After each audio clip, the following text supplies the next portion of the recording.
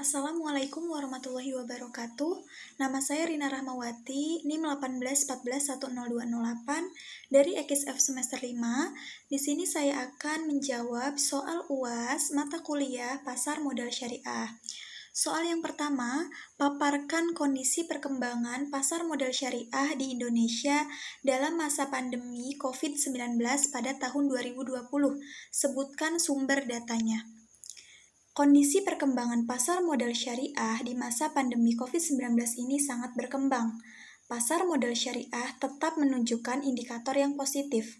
Berdasarkan artikel dari cnbindonesia.com, total pengumpulan dana melalui pasar modal syariah tercatat lebih dari 77 triliun rupiah di tengah kondisi pandemi yang menghantam banyak sektor.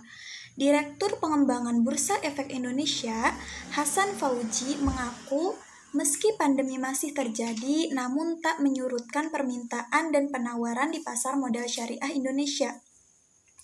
Dia juga mengatakan bahwa pasar modal syariah menjadi ujung tombak alternatif pendanaan.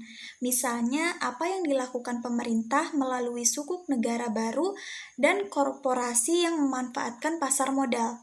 Ada lebih dari 30 triliun rupiah sukuk baru tahun ini dan 830 triliun rupiah jumlah sukuk negara.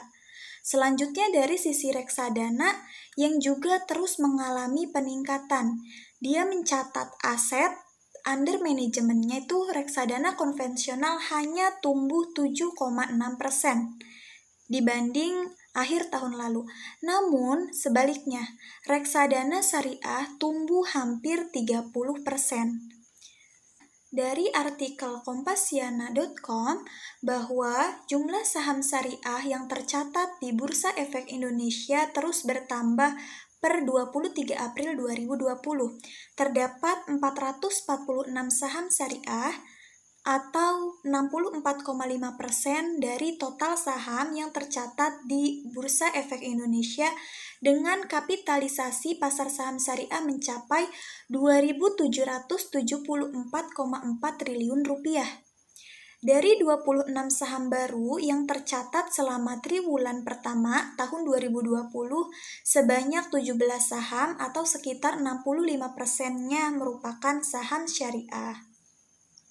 Selanjutnya, soal nomor 2, jelaskan bagaimana untuk menjadi investor di pasar modal syariah Indonesia yang tidak menyalahi prinsip-prinsip Islam berinvestasi. Nah, yang pertama kita harus kenali daftar saham-saham syariah. Khusus untuk saham syariah, kita harus mengenali daftar perusahaan apa saja yang bisa kita tanam saham di dalamnya.